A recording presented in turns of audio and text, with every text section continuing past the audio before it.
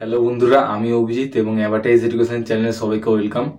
এই ভিডিওতে আমি মাধ্যমিক ক্যান্ডিডেটদের জন্য কিছু টিপস শেয়ার করব।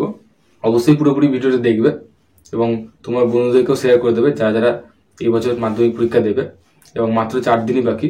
যারা যারা চ্যানেল নিয়ে এসছো তারা অবশ্যই চ্যানেলটিকে সাবস্ক্রাইব করে নিও এরকম ধরনের ভিডিও দেখার জন্য। আর আমাদের অফিসিয়াল টেলিগ্রাম গ্রুপেও জয়েন হয়ে যাও, ভিডিও ডিসক্রিপশনে কিংবা চ্যানেলে অ্যাবাউট পেজেও লিঙ্ক দেওয়া থাকবে। তো ভিডিওটা শুরু করা যাক। প্রথমে যে বিষয়টা সেটা হচ্ছে সেলফ মক টেস্ট অবশ্যই দেওয়া দরকার, কারণ সেলফ মক টেস্ট দিলে তোমাদের কনফিডেন্সটা বাড়বে এবং তোমরা আরো ভালোভাবে বুঝতে পারবে যে কতটা এগিয়ে আছো। আর যদি মনে হয় যে না আমি অলরেডি কনফিডেন্ট আছি, আর যদি কোনো তোমাদের টিউশন সেখানে হয়তো পরীক্ষা দিয়ে দেওয়া হয়ে গেছে অলরেডি, সেক্ষেত্রে খুব একটা প্রবলেম হবে না। আর যদি মনে হয় যে হ্যাঁ দিয়ে দেবো তাহলে দিতে পারো। আর এরপর যে বিষয়টা সেটা হচ্ছে যে টেস্ট পেপার যেসবগুলো সলভ করেছে এতদিন ধরে যতগুলো পেপার, মোটামুটি তোমরা মিনিমাম চেষ্টা করে 10খানা সেট অবশ্যই প্র্যাকটিস করে রাখার। পুরো ফুল কোশ্চেন সেটের কথা বলছি আমি। তো সেগুলো প্র্যাকটিস অবশ্যই হয়তো করে গেছে এবং তার চেয়ে হয়তো বেশি হয়ে গেছে। তো সেগুলো সমস্ত যতগুলো হয়েছে সব যতগুলো মানে করেছো সেগুলো সব সলিউশনগুলো এগুলো খাতাতে করা যায়, সেগুলো সব আবার রিভিশন দাও। এবং বড় কোশ্চেনগুলো তোমরা বই থেকে পড়তে পারো এবং লিখে লিখে প্র্যাকটিস করলে সবচেয়ে বেশি সুবিধা হয়। বিশেষ করে এখন সাজেশন পার্টগুলো যেগুলো আছে বিভিন্ন টেস্ট পেপারের কিংবা বা তোমার কোনো টিউশন টিচার যে সাজেশন দিল সেগুলো সব তোমরা সেই পার্টগুলোকে ভালোভাবে দেখো এবং প্র্যাকটিস করো এবং রিভিশন দাও, খুব হেল্প হয় এগুলোর ক্ষেত্রে। এছাড়া যদি ইউটিউব চ্যানেলে ভালো কোনো সাজেশন ভিডিও পাও সেগুলো তোমরা দেখতে পারো, দেখে সেগুলোর সাজেশনগুলো নিতে পারো। টেস্ট পেপারের ক্ষেত্রে এবিটি বা ডাব্লিউবিটি তো খুব ভালো হয় এবং অন্য টেস্ট পেপার থাকলেও ভালোই হবে। আর শর্ট কোশ্চেনের যদি কথা বলি, শর্ট কোশ্চেন তো অবশ্যই তোমাকে প্রত্যেকটা পেপারেরই দেখতে হবে এবং যত পারো তত প্র্যাকটিস করো, কারণ শর্ট কোশ্চেনে কোনো সাজেশনই হয় না। ওটার উপরে আমি রিভিশন করতে বলছি না, প্র্যাকটিস করতে হবে তোমাকে অবশ্যই। আর অঙ্কের ক্ষেত্রে এটা বলবো যে অঙ্কের ক্ষেত্রে অবশ্যই প্র্যাকটিস করতে হবে। অনেক ক্ষেত্রে কি হয় অঙ্কতে প্রবলেম হয় যে কি করে টাইম ম্যানেজ করব ঠিক করে। অনেকের তো এরকম হয় যে সব জানা কোশ্চেন কিন্তু টাইমের জন্য হয়তো করতে পারলো না।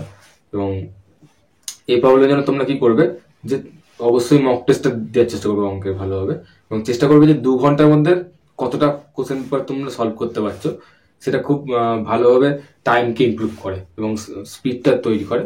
এবং স্পিডের ক্ষেত্রে অবশ্যই অঙ্কটা প্র্যাকটিস করতে হবে, কারণ যেগুলো তোমরা জানা কোশ্চেন সেগুলো যদি তোমরা ভালোভাবে বুঝতে পারো তো সেক্ষেত্রে খুব কম টাইমের মধ্যে করে দিতে পারবে। এবং যদি কোশ্চেনটা টাইপটা যদি ভালোভাবে না জানা তাহলে তো নতুন মনে হবে, এবং নতুনের ক্ষেত্রে তো অবশ্যই টাইম তো লাগবেই।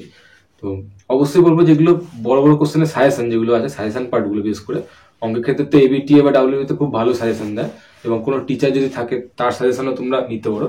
সেগুলো কথা বড় কোশ্চেনের কথা বলছি, যে সেগুলো তোমরা সেগুলো নিয়ে সব কালেক্ট করে সেগুলো সব তোমরা অঙ্কগুলো প্র্যাকটিস করতে পারো, সেটা অনেকটা সুবিধা হয়। সাজেশন বলতে সেই অঙ্কগুলো তো হয়তো কমন আসতে নাও পারে, কিন্তু সেই টাইপগুলো কমন আসে। আর অঙ্কের ক্ষেত্রেও শর্ট কোশ্চেনের ক্ষেত্রে একই ব্যাপার, যে তোমাকে সেগুলোকে বারবার প্র্যাকটিস করতে হবে, কারণ শর্ট কোশ্চেনের ক্ষেত্রে কোনো রকম সাজেশন হয় না। ফিজিক্যাল সায়েন্সে বিশেষ করে নিউমেরিক্যালের ক্ষেত্রে তোমরা যে বড় বড় কোশ্চেনগুলো সাজেশন পার্টগুলো সেগুলো বিশেষ করে প্র্যাকটিস করার চেষ্টা করবে, কারণ ফিজিক্যাল সায়েন্সের নিউমেরিক্যালসের ক্ষেত্রেও ওই একই টাইপের যে অঙ্কগুলো সেগুলো প্রায় কমন আসতে পারে সাজেশন পার্ট থেকে। তো সেগুলো তোমরা বিভিন্ন টিচার কিংবা ইউটিউব চ্যানেল থাকলে ইউটিউব চ্যানেলের কোনো ভিডিও সাজেশন ভিডিও থেকে তোমরা নিতে পারো, সেগুলো তোমার অসুবিধা নেই। যেটা বলবো বিশেষ করে সায়েন্সের ক্ষেত্রে, ভৌত বিজ্ঞান জীববিজ্ঞান অঙ্কের ক্ষেত্রে যেটা বলতে পারি, যে যেগুলো বুঝতে অসুবিধা হয় বিশেষ করে হয়তো কনসেপ্ট ক্লিয়ার হয়নি, যেটা কি করে হলো প্রসেসটা, কিংবা হয়তো কোনো বড় কোশ্চেন সেখানে হয়তো কোনো কিছু ডেসক্রাইব করতে বললো, তো সেই জিনিসগুলো তোমরা একটু স্কেচ করবে, নিজে খাতায় রাফ করবে যে এটা এইভাবে হচ্ছে। যেমনি ধরো ফিজিক্যাল সায়েন্সে যেগুলো ফর্মুলা, যে ডেরিভেশনগুলো, ধরো পিজমের প্রতিসরণের ক্ষেত্রে যে del equal to I1 + I2 - A হয়, ওই রকম যে প্রতিষ্ঠা করার যে কোশ্চেনগুলো থাকে, তো সেইগুলো তোমরা একটুখানি খাতাতে স্কেচ করে দেখতে পারো, কারণ ওগুলো কি হয় অনেক সময় কমপ্লিকেটেড লাগে অনেকটা এবং বুঝতে অসুবিধা হতে পারে। সেগুলো স্কেচ করলে পুরো ব্যাপারটা মানে মাইন্ডে চলে আসবে। আর একটা আমার ওপিনিয়ন দিয়ে বলবো যে তোমরা চেষ্টা করবে যে হার্ড থেকে ইজির দিকে যাওয়ার, মানে চ্যাপ্টার বা টপিক যেটাই হোক না কেন অবশ্যই চেষ্টা করবে যে হার্ডটা প্রথমে পড়ে না, তারপরে আস্তে আস্তে ইজির দিকে যাওয়ার। কারণ এখন যত বেশি তোমরা দিন যাবে তত বেশি নার্ভাসনেস বাড়বে, এবং নার্ভাসনেস বাড়লে ইজি জিনিসটা টাফ লাগে এবং টাফ জিনিস তো আরো বেশি টাফ লাগে। তো এই কারণে চেষ্টা করবে যাতে যে প্রথমে হার্ড টপিকগুলো বা হার্ড চ্যাপ্টারগুলো পড়ে নেওয়ার।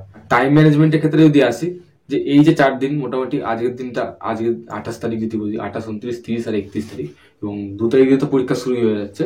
সেক্ষেত্রে তোমরা 1 তারিখের জন্য শুধুমাত্র বাংলাটা পড়ার জন্য টাইম পাবে। তুমি ধরে নিচ্ছি 4 দিন আছে, এবং আজকের দিন থেকে তোমরা যদি প্রোগ্রেস শুরু করো, এই 4 দিনে প্রত্যেকটা দিনে দুটো দুটো করে সাবজেক্ট রাখার চেষ্টা করবে, এবং মানে 3টে দিনে দুটো দুটো করে সাবজেক্ট, আর লাস্ট যে দিনটা সেইটাতে একটা পুরো গোটা সাবজেক্ট পড়তে হবে, সেটা যেটা তোমার হয়তো সবচেয়ে হার্ডেস্ট সাবজেক্ট সেটা। তবে লাস্ট দিন আমি বলবো না রাখাই ভালো, কারণ লাস্ট দিনে আমি বললাম যেটা, যে ওটা একদম হার্ডেস্ট সাবজেক্ট যদি পড়ো তাহলে সেক্ষেত্রে নার্ভাসনেস বেড়ে যেতে পারে। চেষ্টা করবে যে আজকেই সবচেয়ে হার্ডেস্ট সাবজেক্টটা পড়ে নেওয়ার, বা কালকে মানে 29 তারিখে সবচেয়ে ভালো হয় জিনিসটা। এবং প্রত্যেক দিন মানে দুটো দুটো করে সাবজেক্ট রাখবে দিনকে, মানে ওই লাস্ট দিনের সাবজেক্টটা বাদ দিয়ে, বা যেদিন একটা সাবজেক্ট রয়েছে সেটা বাদ দিয়ে সেদিনকে দুটো সাবজেক্টে 6 ঘন্টা করে রাখতে পারো। এবং এখন যেহেতু অনেক বেশি পড়তেই হবে, তো বেশি টাইম দেওয়ার চেষ্টা করবে, কারণ মাধ্যমিক তো অলরেডি এগিয়ে আছে। তো 6 ঘন্টা যে পুরো টানা পড়তে হবে এমন কোনো বিষয় না, 6 ঘন্টাকে 3 ভাগ করতে পারো। প্রথম 2 ঘন্টা তোমরা যদি চাও সেলফ মক টেস্ট দিতে পারো, আর তারপরে 2 ঘন্টা রিভিশন, আর তারপরে 2 ঘন্টায় শর্ট কোশ্চেনগুলো প্র্যাকটিস করতে পারো। কিংবা যদি মনে হয় যে সেলফ মক টেস্ট দেওয়ার দরকার নেই কোনো, সেক্ষেত্রে সেলফ মক টেস্ট বাদ দিতে হবে। সেক্ষেত্রে 3 ঘন্টা করে, মানে প্রথম 3 ঘন্টায় তোমরা ওই রিভিশনগুলো দিতে পারো, আর নেক্সট 3 ঘন্টায় তোমরা ধরো ওই সাজেশনের পার্টগুলো কিংবা শর্ট কোশ্চেনগুলো করতে পারো। তো এই হচ্ছে বিষয়। আর যেদিনকে লাস্ট একটা বড় সাবজেক্ট রাখছো, যেটা সবচেয়ে কঠিন সাবজেক্ট মনে হচ্ছে তোমার, সেই সাবজেক্টটার অবশ্যই 3 ঘন্টা বা 4 ঘন্টার মধ্যে মক টেস্ট দেওয়ার চেষ্টা করবে। পারলে 2টো করে মক টেস্ট দেওয়ার চেষ্টা করবে। এবং যদি মক টেস্ট না হয় সেক্ষেত্রে তোমরা মক টেস্ট স্কিপও করতে পারো, সেটা বলছি না আমি, সেটা পুরোপুরি তোমাদের পার্সপেক্টিভের উপর ডিপেন্ড করছে কতটা তোমরা প্রিপেয়ার আছো। এবং সেদিনটা পুরোটাই রিভিশনের জন্য দাও, যেটা সবচেয়ে টাফ সাবজেক্ট হবে তোমার। এবং রিভিশনটা অবশ্যই মাস্ট, এবং সাজেশন পার্টগুলো তো অবশ্যই যেটা বললাম যে দেখতেই হবে। আর শর্ট কোশ্চেনও প্র্যাকটিস করতে হবে, কারণ শর্ট কোশ্চেন দিয়ে সবচেয়ে বেশি নাম্বার থাকে মাধ্যমিকের মার্কস ডিস্ট্রিবিউশন অনুযায়ী। এই হচ্ছে মোটামুটি আমি প্রিপারেশনের তোমাদের একটা আইডিয়া দিলাম। তো আশা করি শেষ মুহূর্তের জন্য এই কদিন ধরে এই টিপসগুলো ভালোভাবে তোমরা ফলো করবে, এবং অবশ্যই তোমরা খুব ভালো রেজাল্ট করতে পারবে। তো ভিডিওটা এত অবধি, আবার দেখা হচ্ছে নেক্সট ভিডিওতে। ততক্ষণ বাই, সবাই ভালো থেকো, টেক কেয়ার।